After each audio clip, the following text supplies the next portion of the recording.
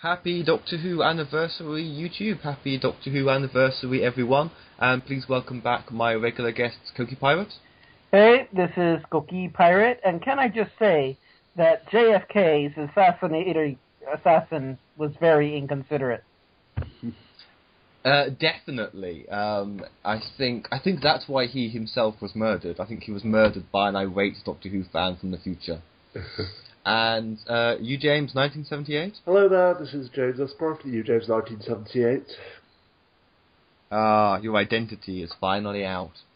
And, yes, so what to say about this exquisite docudrama, which, yes, does clearly take some artistic license. The thing that I think is, pardon me, although this is impeccably well researched, this literally was what Mark Gatiss wanted to do for the 40th. So he's had at least 10 years to write and research this. And it's got some beautifully nuanced kind of metaphors, like the granddaughter Jessica saying, the TARDIS could never run out of petrol. And I think, okay, artistic license, I'd say the main thing for me, I do think it's very well done, is they do the speech from the end of the massacre with the TARDIS in flight, and before the Doctor, for some reason, uses the scanner. We've seen that scene just a few weeks ago. We know Stephen uses the scanner, he leaves, the Doctor doesn't take off, Stephen comes back. But in the narrative of this film, it's getting across his isolation. The Doctor is alone at that point, which, of course, William Hartnell would have felt. There's things like that. I love parallels. Verity Lambert witnessing. They've just talked about, of course, the Cuban Missile Crisis, which was the previous year, relevant, given the fears reflected in, say, the Daleks. Seeing the first female cosmonaut when Verity Lambert was that year, and Verity Lambert was Britain's first woman television producer, breaking the BBC's glass ceiling. Which actually brings me on to another point, because this is an example of, while some of it is quote-unquote impressionistic, some of it has an artistic license or poetic license, at the same time, the fact it is a true story, as we were talking about just a couple of weeks ago, real life often doesn't obey the rules of narrative. So that a lot of this film is a tribute to the first woman television producer. Verity Lambert actually was told as a young woman, being a television producer is no job for a woman. She ended up co-creating one of the most loved, most globally successful television shows in history, and certainly one of the most tenacious. Well, yes, it's the 50-year anniversary special. And that's kind of uplifting. That's an uplifting underdog story. But of course it's real life, so she leaves, to be mentioned again in the credits. Sadly, I think I believe she died in 2007. Mm-hmm. Then it becomes more of Hartnell's story, which is more tragic.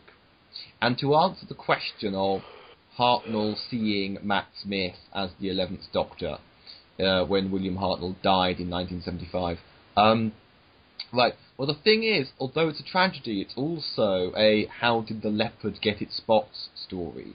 People nowadays think of Doctor Who as the Doctor's main kind of superpower, beyond the TARDIS, beyond technology, is that when he dies he regenerates, which wasn't part of the original concept. So this is the how did it become established that the Doctor grows a new body when he dies, he's regenerated, renewed, rejuvenated, whatever. But emotionally, though, you go from uplifting underdog story to rather tragic, just as William Hartnell was really liking his career. Fate said, sorry mate, arteriosclerosis, and he didn't really do much after, and yeah, he lived for another 8 years, but maybe wasn't completely able or completely compos mentis for that time. And so many cameos. Carol Ann Ford, who played Susan, William Russell, who played Ian, I believe the actor's surname is Eden, who played Marco Polo. And, of course, you get Jean Marsh, who played various roles, Aniki Wills, who played Polly. Well, I think pretty much everybody alive who was in 60s Who makes a cameo in this at some point. So, obviously, Coqui Pirate, you're coming at this as someone who, well, has just spent... I can't believe we've been doing this for 29 weeks. You spent the past 29 weeks absorbing the whole Hartnell era, and now this docu-drama where you find out how it all happened. So your thoughts? Right. Is it weird that the thing that impressed me most is something I probably should have already known? The idea that the Soviet launches into space were also internationally broadcast. It's just that all I ever heard about was the moon landing. It's nice to see the stuff that wasn't faked. I'm kidding, I don't believe that. Well, obviously the moon landing hasn't happened yet. I suppose the Soviets were the first to put living entities into space. Yeah. And so it would have been a thing. And there's probably, now you mentioned it, may have aided space race. It wasn't just that it was happening, it was that everyone knows that it's happening. And obviously you've got to prove that you're better than those filthy communists. But the first woman in space was a Russian communist. Deal with it. But, yeah. So, I guess I liked watching it play through, the one thing that I found very jarring was, the exterminate, because I genuinely expected to hear the Daleks say that when I first saw them, and they didn't, and now the kids are carrying on as if the Daleks did. But I liked how they showed the Daleks as this huge sort of phenomenon. I wish we got more of Susan's actress, actually. Like, I saw that she was annoyed, but that was about all we saw. No, all in all, I liked the first protagonist. What's her name again? The lady, that's producer. Okay. Verity Lambert, yeah. Verity Lambert. And I like the guy who played Hartnell. David Bradley. Yeah. I thought it was good.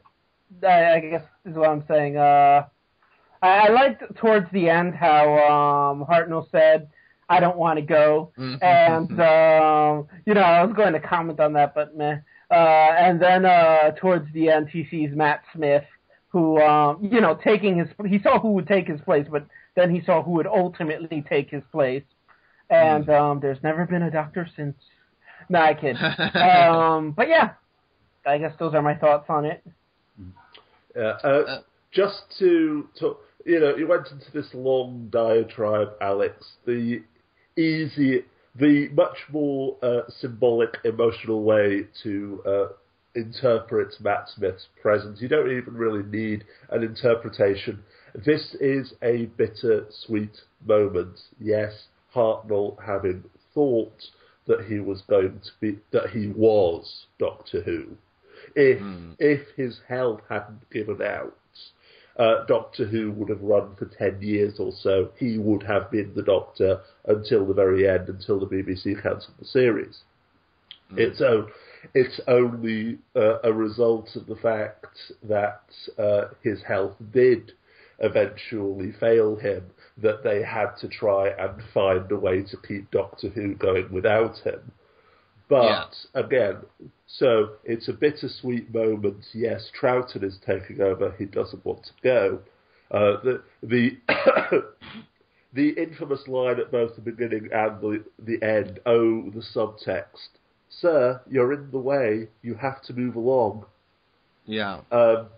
So basically, as you said the first time we watched it together, Alex, it's representing that, yes, Hartnell has created something that, whilst it may not be eternal, will live long after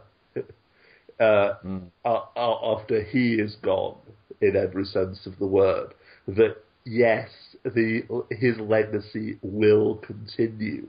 he has created something greater than himself, which is what all of us which in a way is what he ultimately wanted and all of us ultimately want. To, and to this day, people don't know him as William Hartnell. He is one, or the first Doctor. Yeah. And yes, he was the first. And sorry, Alex, I interrupted you. But because, that's the thing. As much as it irked me when I originally saw the docudrama, because this is about classic Who. What's new do butting into this? Go away. You don't exist, etc. But it is representative of how Hartnell created something greater than himself. It's the old imagery of the forest, of the species of tree that can only reproduce when there's a forest fire. The old is burned down, but the new takes its place. So, what else was I going to say? Anyway, the point is that I interrupted you. You did, and I was going to reply to things that Coqui said before passing everything over to you, and now I can't remember any of it, so you may as well just carry on talking. I'm sorry about that. But, yes, so at the end of the Hartnell era itself, when we were at last week's podcast, when we were talking about Hartnell's departure, Coqui, you said, he held on to the role for too long. You've got to remember at this point, right up until the very end, he was the role. He was Doctor Who. Let's see, yes. Telling the new producer, let's see how long you last on my show. Yes. Yes. So, although today the idea of new Doctors appearing every few years is just par for the course, back then it was a major shift. As I say, Doctor Who wouldn't have lasted as long, have lasted 50 years if Bill hadn't been forced out, if the concept of regeneration hadn't existed. Sorry, Alex. They had to try it with Patrick Troughton, who, him saying he was terrified, that came from a real interview that he gave back, a long time after, in the 80s. He admitted publicly he'd been scared, and that had to work. It had to work the first time, and then it had to work again with Pertwee, because I think you really prove it when you've managed to do it again. Yes. So once and then twice you've made a new Doctor and you make a new character. And certainly, what accounts that I can remember hearing is basically, if you were a kid at the time, this was a regeneration that no one expected, well, nobody in the audience expected. Yeah. So it was a case of very funny, now bring back the real Doctor, as if in the first couple of episodes of Power of the Daleks, it was just another plot point, that the Doctor seems to be a different person, or is this really the Doctor? Sorry for the partial spoilers. But after 6 weeks, he was established. But for a while, it was very funny. Yes, very Colin Baker, the Sixth Doctor. I'm the Doctor now, whether you like it or not. Well, I think Troughton won them over. Well, Troughton had 6 weeks to win them over, and he was... it's such a shame that it's almost all recon, that one. Because Power of the Daleks is very good, and Troughton's performance is, of course, very physical, as I said before.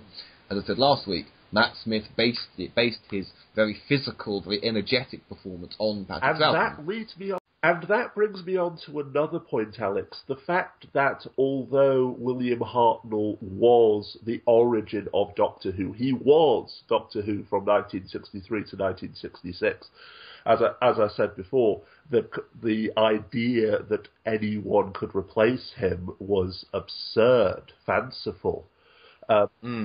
Even though he was the mould from which all other Doctor Who's, after whom all other Doctor Who's are not copied, but he is the centre of the Doctor Who universe. Every other actor who's played the Doctor has been moving away from him, moving towards him, influenced by him in some way, shape, form or fashion.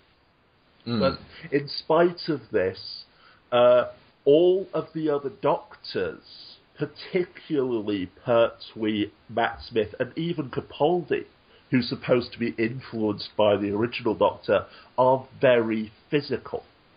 That part of this is the long white wig and having a granddaughter. When Verity Lambert first cast Hartnell for the role, the wise old grandfather figure was the image of the Doctor. Nowadays, ever since Troughton, he's been more of a superhero. The joke I make about the John Pertwee era Coqui, you'll know the what's his name? The international. Is this like the space judo thing? Because I remember the Venusian talk of that. The Austin Powers movies aren't ripping off James Bond half as much as they're ripping off the John Pertwee era of Doctor Who. the stupid velvet clothes. You saw him briefly in the 5-minute documentary at the end, when it's the scene with the 3 Doctors, Hartnell talking to his 2 successors. You've already seen a glimpse of Troughton, the other guy. Troughton was the clown, John Pertwee was the dandy with his Venusian karate. Literally in one episode he spends half the time in his fancy cars chasing after the villain. Just to show off. This does not sound fun. Is this pending? Is it really pending? It's Pertwee's the 3rd Doctor. Don't worry, Coqui. Pertwee gets a lot of good stories. There are some that are too action-oriented, it's true.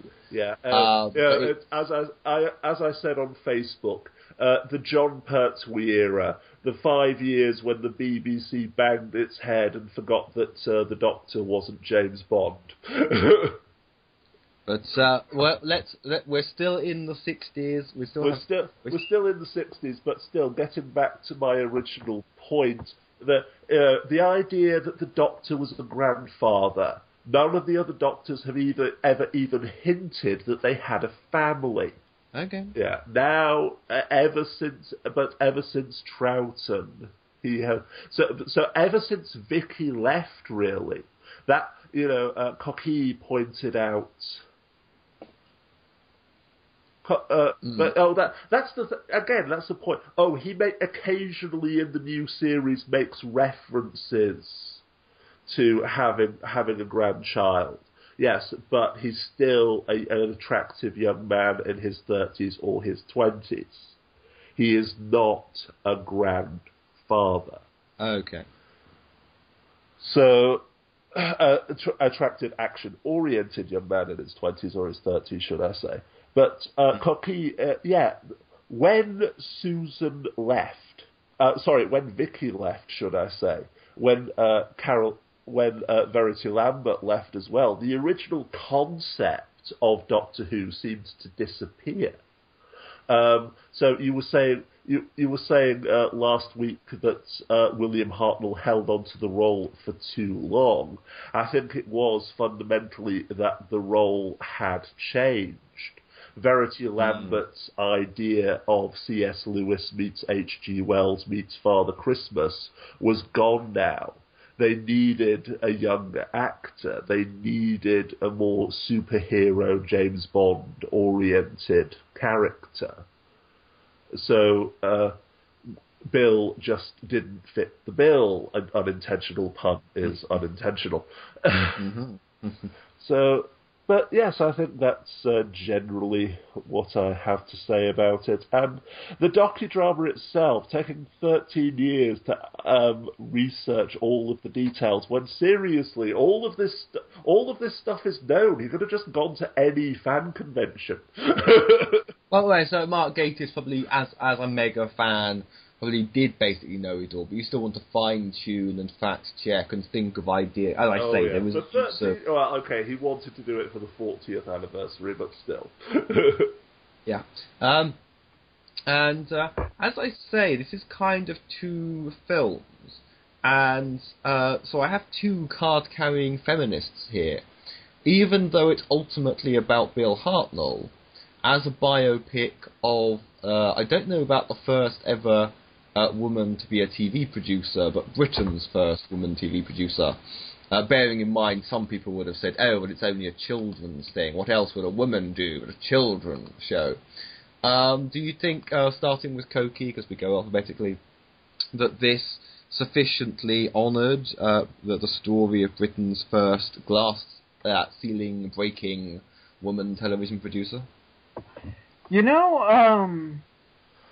I don't feel like they put too much attention on it being the first woman. I mean, yeah, it's brought up now again. Not that I'm saying they should have put more. You know, I think that they made the docudrama sufficiently about her.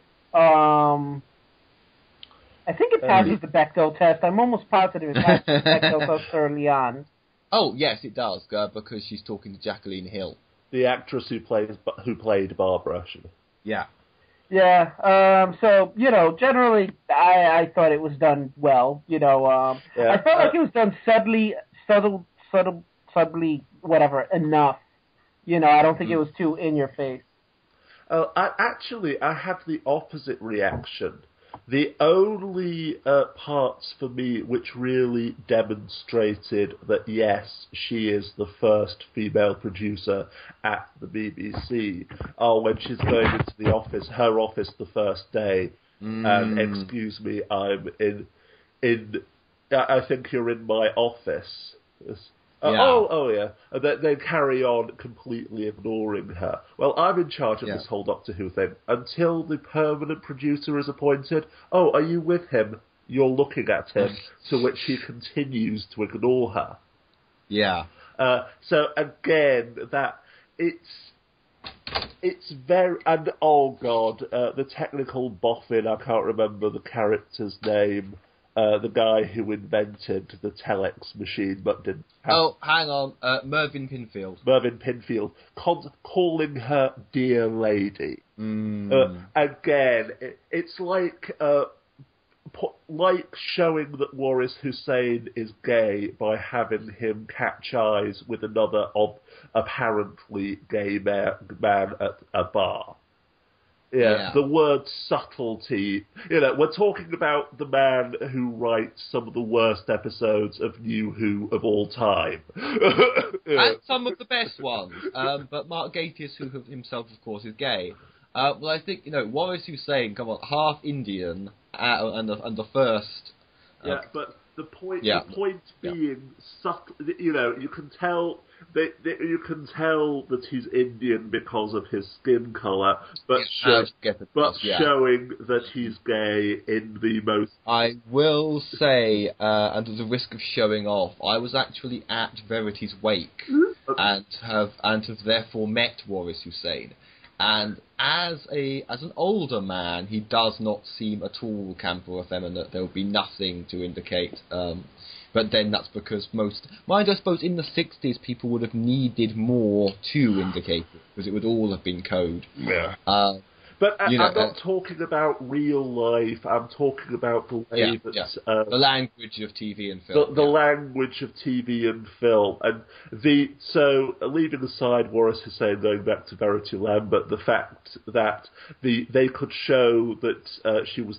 The only way they could really show that she was the first female producer at the BBC was to have the angry woman against the patriarchal establishment shaking her fist. Yes, I did think they mishandled that. They mishandled that at one point when she was rude to the bar staff for no particular reason. That was it as well. The idea that the barman was deliberately ignoring both herself and Waris because they were not white and not male to which she had to assert her authority. I didn't think that even came across, though. I think they failed to present that. Oh, it's what I took from it, but again, only because it's, being ignored at the bar and then asserting your authority is television shorthand for I'm a woman in a man's world / gay Indian man in a white straight world. Yes. I can actually remember at the wake that Maurice Hussein told the story of how they'd had creative differences, pencil snappingly creative differences. So things were at times very, very tense between them. So. Again, the only way they showed that was at the beginning. What the hell am I supposed to do with this? Yeah. Get cavemen going ugh and disappearing magic police boxes. But and again, having to film at Lime Street. So it suffers from 45-minute syndrome, as Stuart Hardy has christened it, although it's not. Well, it's two times 45 minutes. It's not an episode of Doctor Who. It's not 45 minutes. It's the classic Mark Gatiss problem, or the problem of all new Doctor Who writers, especially under Moffat, of trying to cram everything into the shortest amount of time. And this is another point that I want to get to. Cutting out Stephen entirely. They showed the first 2 years with Verity, and you get a glimpse of Ben and Polly in Hartnell's last episode. We do catch a glimpse.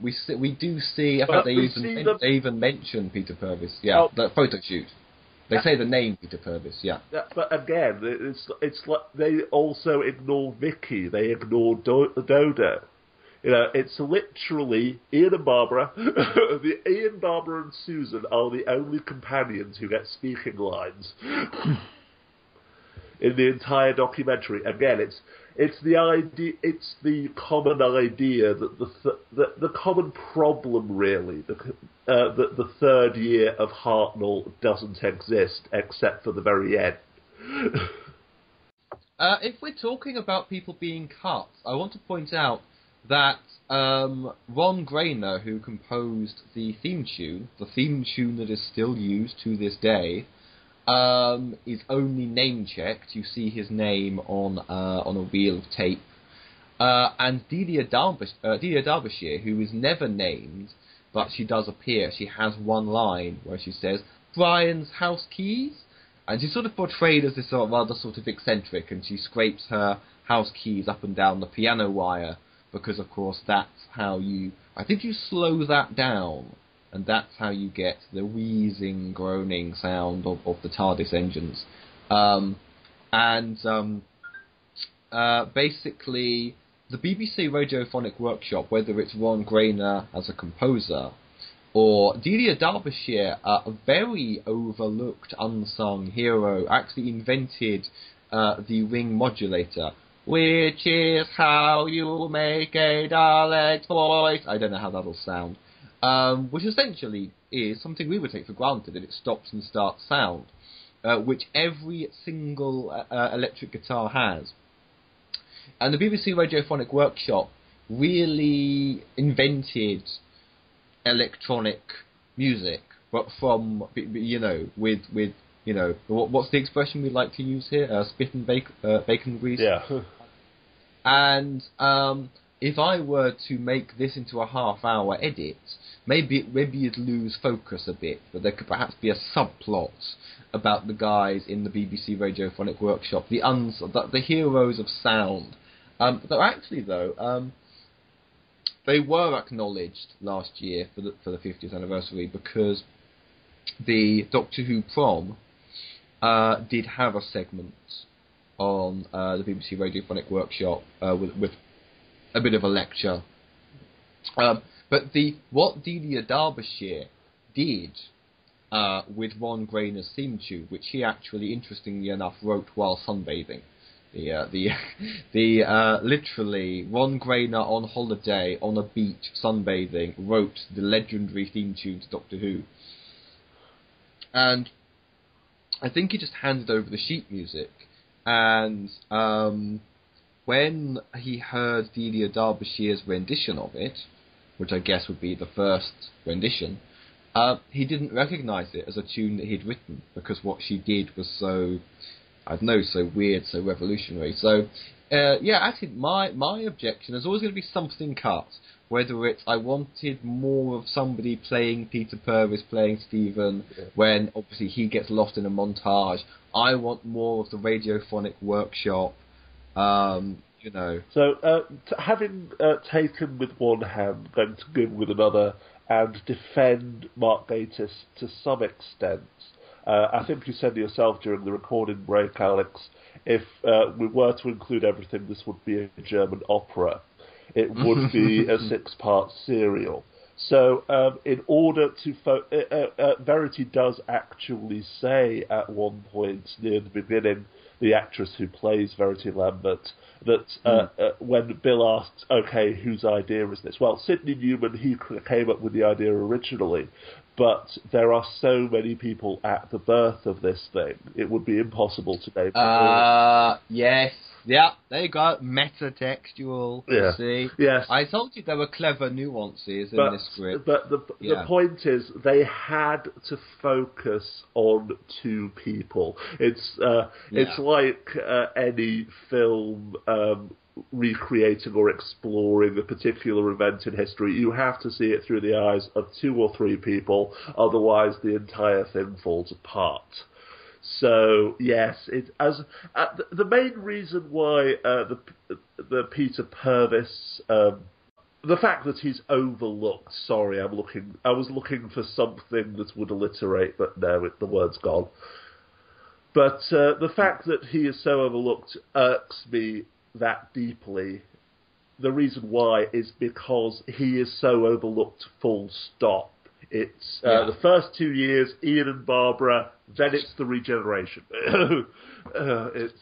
Though they do kind of churn out companions, and as you say, a lot of Stephen's stuff doesn't exist. Yeah, I know, yeah. But I've already discussed this yes, actually, can I say one more thing regarding Stephen Taylor? Mm-hmm. James got a boyfriend. James got a boyfriend. Oh God, I hope Fraser Hines doesn't find out.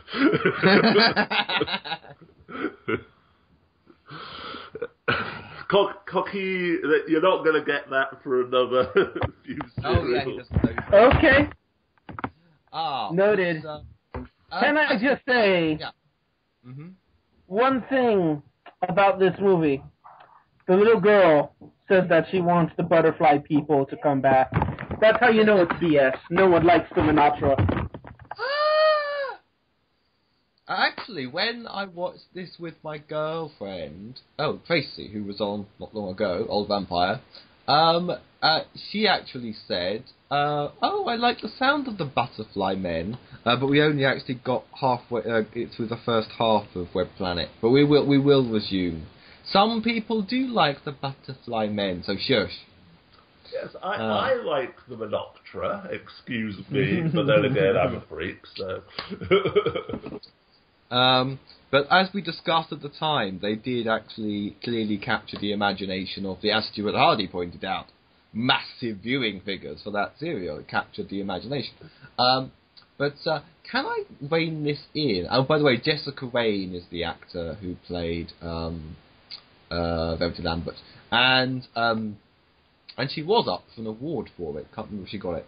But I have another angle, because Coqui Pirates didn't know that this show, which looks so establishment, it looks so, hello, this is the BBC, but actually came from the outsider. It came from not at the outsider, but the other. Yeah. That this was a teaming up of a Jewish woman and a half-Indian gay man, and no one thought their TV show would work. So this was actually came the BBC show, but this actually came from the other. It was originally an other show. Is that surprising? No, I mean, Jew and other minority. It's part of the New World Order, that kind of thing. Yes, Sidney Newman was an Illuminati, was he? Reptilian. Yes. Well, it's the same thing, isn't it?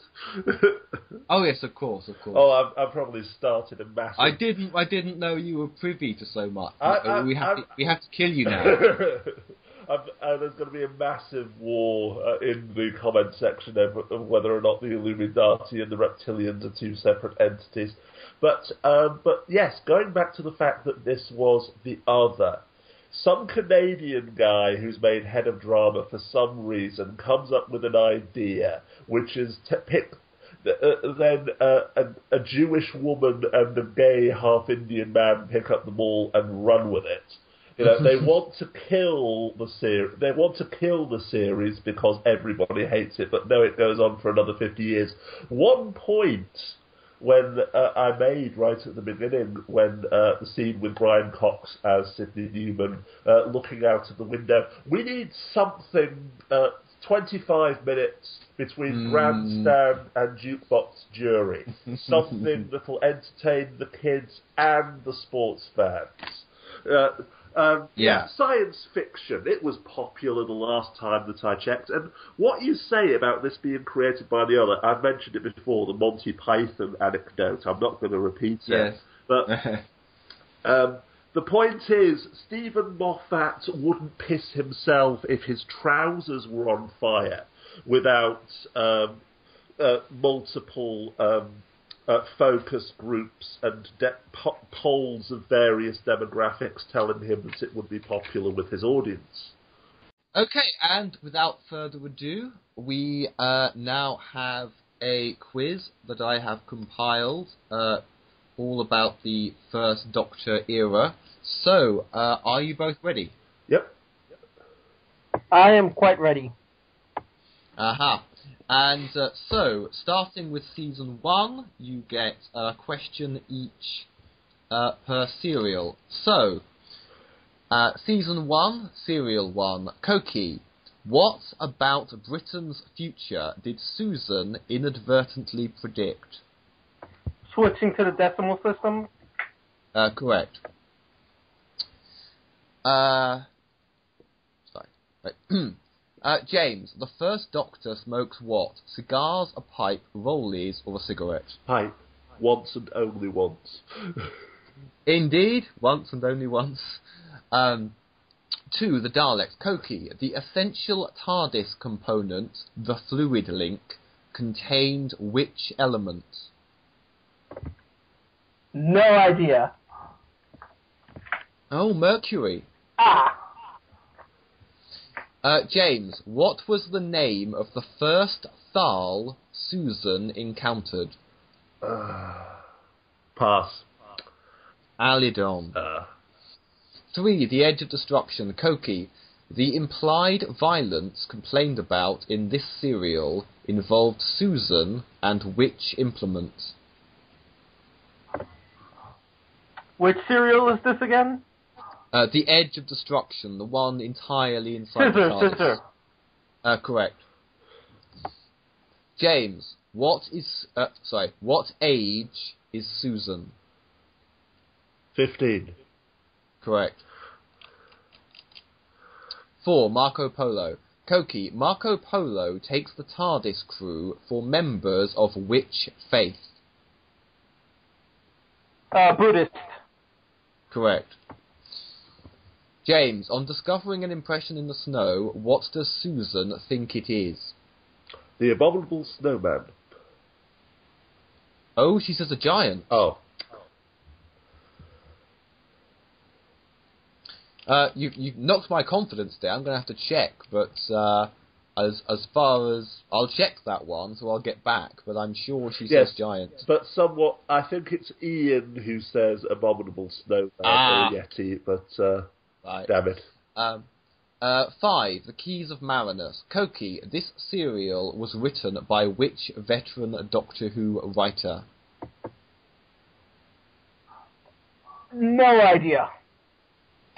It's Terry Nation who also created the Daleks. Okay.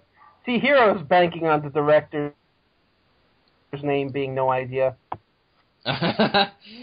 James, name the principal villains in this serial. The Vorg. Sorry, can you repeat that? The Vorg. V-O-R-G. It's the Vord. V-O-O-R-D. One letter, damn it. Technically two, it's two O's. Sorry. 6, the Aztecs.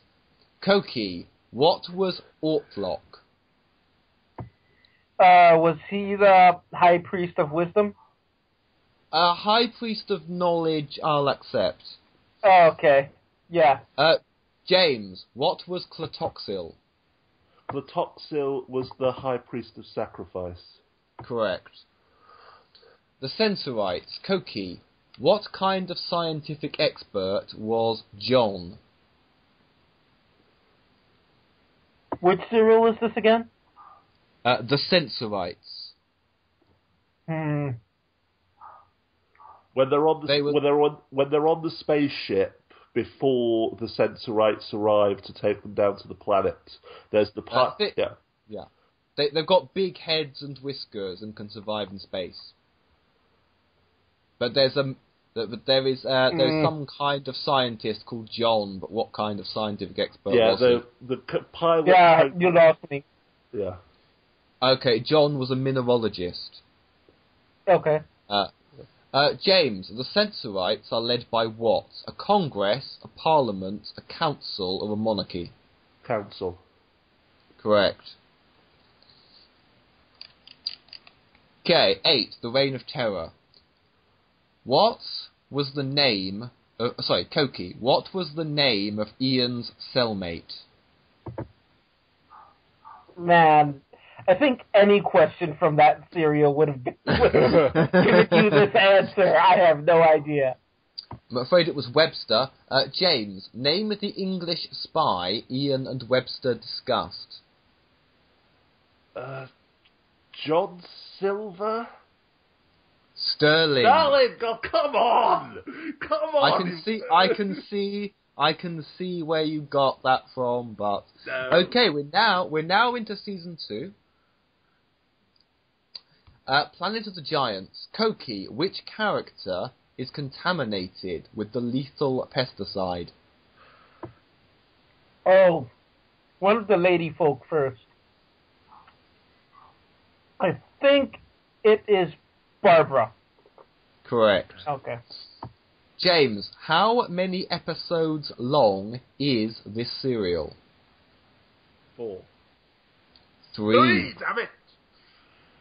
10. The Dalek invasion of Earth. Coqui, what is the name of the wheelchair-bound weapons expert who sacrifices himself for Barbara and Jenny?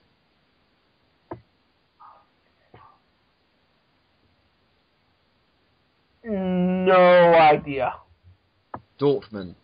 James, Susan falls in love with a young Scottish farmer by what name? David. Do you have a surname? No, sorry.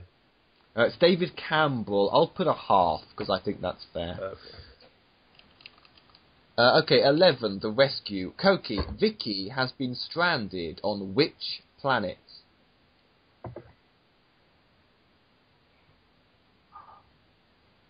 You see, part of me wants to say I don't know, but there are only so many planets.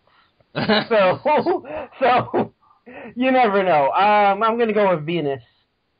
Right, sorry, I should maybe have said a planet by which name. It's a planet called Dido.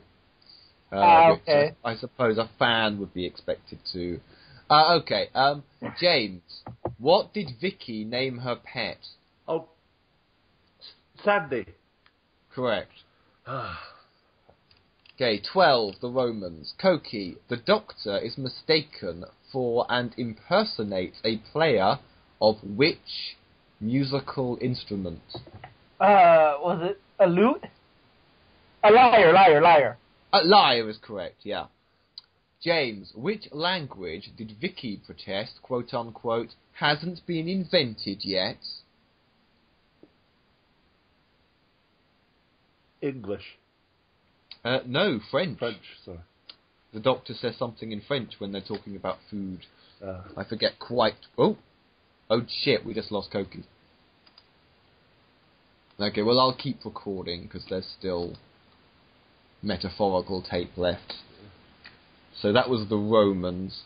But yes, he says something like a amuse-bouche, or a pretentious French term. Like, no, you wouldn't. French hasn't been invented yet. Oh, but next up is the Web Planet, so you've got something to look forward to. I can't believe I missed 3. That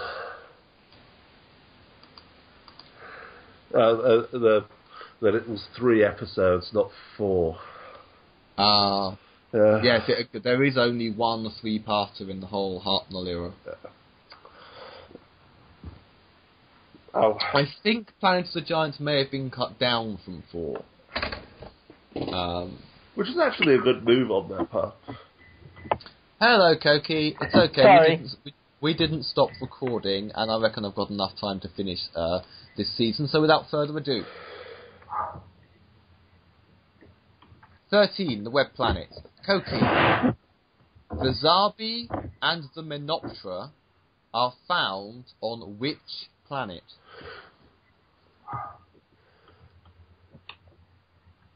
The planet of no idea. It was actually even in the docu-drama, Vortis. James. Yes, okay. James, and in which galaxy would you find this planet? Aesop or Isop? Isop, yeah. I-S-O-P. Yeah. I'll accept. The Crusade. Coqui, name the actor who played Richard the Lionheart. Yeah, I'm sorry, I'm clueless. Okay, Julian Glover. James, Richard's sister Joanna is portrayed by which actor? Gene Marsh. Correct. 15, the Space Museum. Coqui. In this serial, Vicky aids which enslaved race? The Zerons, the Xeroxes, the Zonobites, or the Xenophobes? Okay. Oh, that was taking the piss. Yes, I gotta say, I'm grateful that you're taking such pity on me. I believe, repeat the options again. The Zerons, the Xeroxes, I'm going the with Zerons. Zerons is indeed correct. James, and they revolt against which empire? The Morlock Empire, the Morok Empire, the Mucklock Empire, or the Moron Empire? Morlock. Say again? Morlock, the first one. A. Oh, no, it's B, the Morok Empire. Oh, damn it. The Morlocks are from H.G. Wells' The Time Machine. Oh, damn it. 16, The Chase. Coqui, the mystery of which sea ship is solved once and for all in this serial? So it's The Chase, the mystery of which sea ship is solved. Yeah, I don't recall. Oh, it's the Marie Celeste. Maybe that's not as famous over there as it is here. But yes, Daleks. The mystery of the Marie Celeste is solved because Daleks scared them off. James, name the planet that had 2 suns.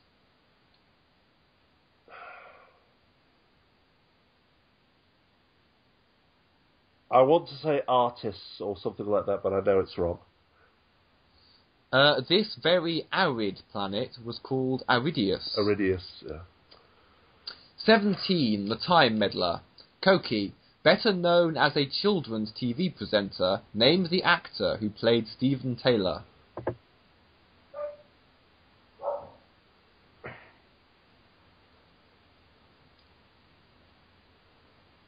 Goodness. James never shuts up about him, and I don't remember. I don't remember. I'm sorry, I don't know. Well, Your dog's made a good effort with woof woof. Yeah, But sadly, that's not what I have in all the you car. can hear is the sound of me choking on his cock. I'm going to have to mark as an X. Peter Purvis is the answer. James, best known for the Carry On films, which Which famous comedy actor played the meddling monk? Peter Butterworth. Correct. Okay, so seasons 3 and 4, 18, Galaxy 4. Coqui, this serial features robots given what name? No, it's not woof woof woof woof. Oh. Yeah, I'm just thinking about Amazonians. That's not robots, so that's the ladies on there. Yeah, I don't know. Yeah, Vicky actually names them, but the name sticks. The Chumbleys. Oh, I feel silly now. Chumbleys, yeah. James, this serial sees conflict between which two races? Oh, come on. I can describe everything about them, but I just can't name them. No. Oh, it's the Reults and the Dravins. Yeah. Now that you've told me, I remember, but of course that's a stupid point. Redundant point is redundant. Yeah. Well, you're in luck, though, because now we're up to Mission to the Unknown. Okay, Coqui, this single-parter introduces which planet? Kemble, Carthilon, Crinoid, or Kabul?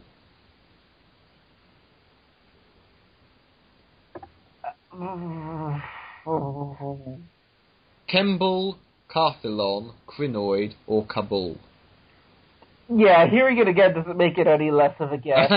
Wait, not the last one, because the last one is taking the piss one. So is it Kemble, Carthilon, or Crinoid? Can I vote woof woof? Crinoid. No, Crinoid is a monster we encounter in the Tom Baker era, just as Carthalon is a planet in the Colin Baker era. Kemble was the correct answer. James, this missing episode was animated to the original audio by which well-known Doctor Who fan? Kevin Davis, Ian Levine, Nicholas Briggs, or Robert Downey Jr.? Sorry, could you give the options again? Kevin Davis, Ian Levine, Nicholas Briggs, or Robert Downey Jr.? Ian Levine is the correct answer. And I can also vouch that all of those names are famous Doctor Who fans. Yeah. At 20, we have the Mythmakers. Coqui, Katerina is handmaiden to which character? No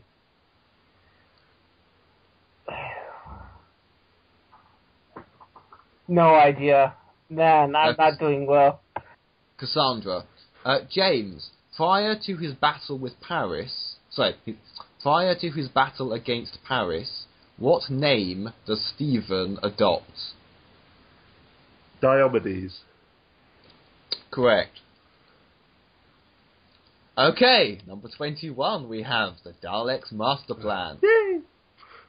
Coqui, name the space security agent played by Jean Marsh.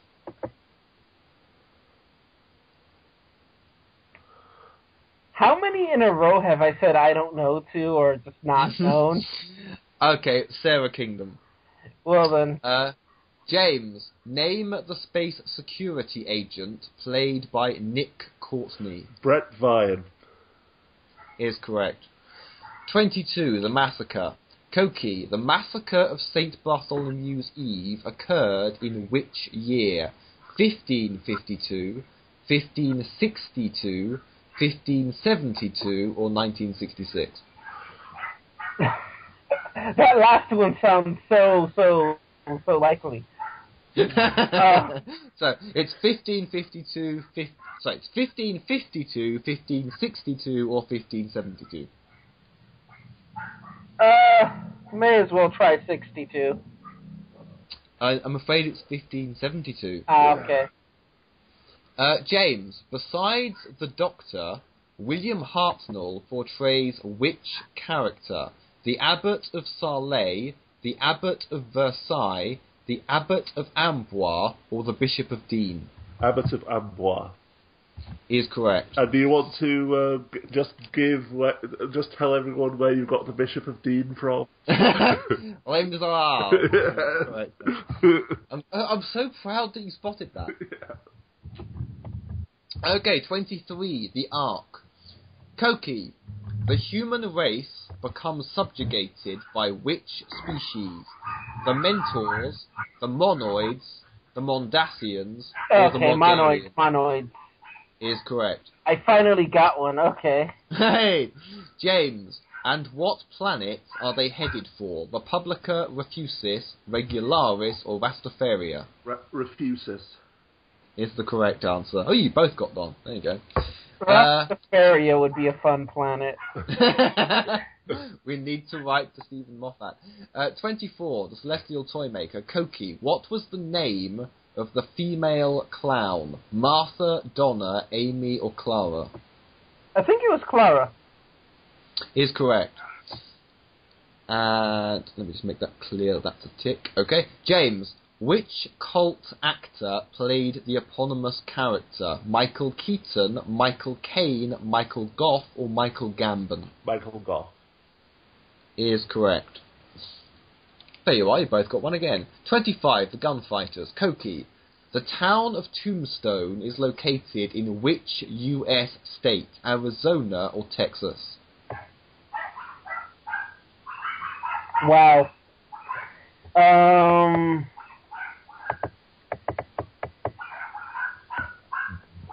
I'll go with Arizona. Is correct. James, what were the Christian names of the three Clanton brothers? Clanton. You couldn't have said the Earps, could you? No, sorry. Ike, Phineas, and Billy. Yeah. Okay, 26, the Savages. Coqui. Which elder acquires traits of the Doctor?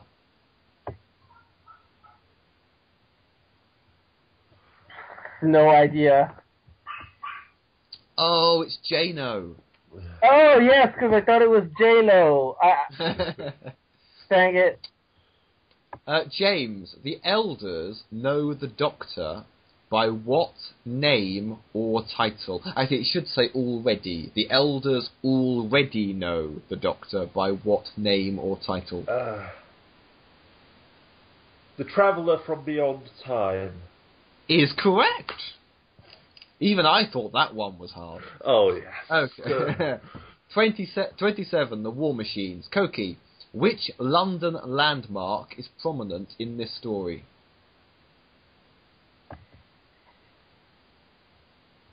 There was definitely something that they showed again and again, but I don't remember. Was it Big Ben? No, something they'd only just built, Coqui, the Post Office Tower. Oh, there we go. Which I believe is London's first ever skyscraper. James, what does Wotan, sorry, but that's spelled W-O-T-A-N, so Wotan. What does WOTAN stand for?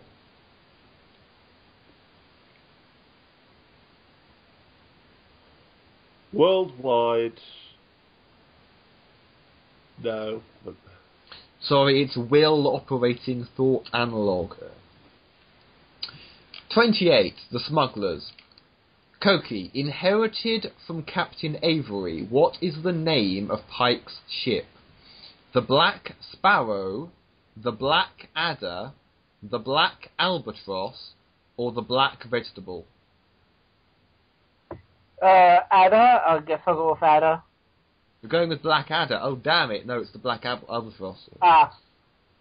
Yes, you probably didn't know that Black Adder is a sitcom over here, so I was making a joke. Ah. Sorry. Dang it. It's the black albatross, which I believe also appears in the new series. James, which character kills Pike?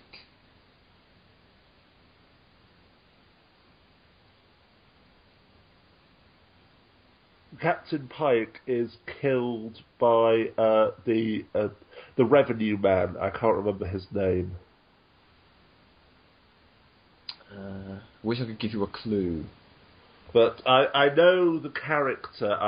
But you're after his name. I can't give his name, but it is the revenue man who comes up through the tunnels and Ben thinks that he's a smuggler / pirate. He has half a point. Just complete the point. Yeah. All right, I'll give it. Yeah. Yes. But his name was Blake. Ah, damn it. Anyway, 29. The 10th planet. I'm going to take a swig. Reaching the end of the Hartnell era. The 10th planet. Coqui. Classic series Cybermen were from which planet? The planet that was introduced that looked just like Earth. Well, no, duh. The name of that planet, though. Mm-hmm. Was it something like Terrace? That would have made sense, but I'm afraid it's Mondas, which they claim is an ancient Mondas! word. I knew it was some... Okay, yeah. Okay. James, this serial is set in which year? 1986. Correct. Okay, so now we have a 30th and I'm thinking final question, because I don't think we'll need a tiebreaker question. On the docu-drama An Adventure in Time and Space. Coqui, who composed the Doctor Who theme tune? Dang it, you just said it too. No idea. It's Ron Grainer. Okay, James. Oh God, James. How was the sound of the TARDIS engines made? It was made by stroking Brian's house keys across a piano wire and then slowing it down. Something which, to explain to the audience, I mentioned earlier tonight. Yes, maybe you should have changed the question. Well, it was blatantly there in the docudrama, to be fair. Yeah. It was brief, but it was there. Okay, well, your results have been tallied, and Coqui Pirate, you got 10 points. James, you got 18 points. Huzzah! Between you, you raised £28 for Macmillan Cancer Care in honour of late great Linda Bellingham. Double huzzah. May she rest in peace. Amen. And James, you have now won an official Doctor Who Fridays pen and calendar. Triple huzzah! There you go. And that is a 2015 calendar, just in case you were wondering. Well, a 2014 calendar would have to get here pretty quickly. Well, if you had your own TARDIS, it wouldn't matter what. Yes. But there you go. So there you are, and we've reached the end of the Hartnell era. We've had a quiz, and I hope everybody involved and everybody listening has been enjoying the show. And I suppose then, and in honour of the Hartnell era, we do this. Without further ado, next episode, The Power of the Daleks.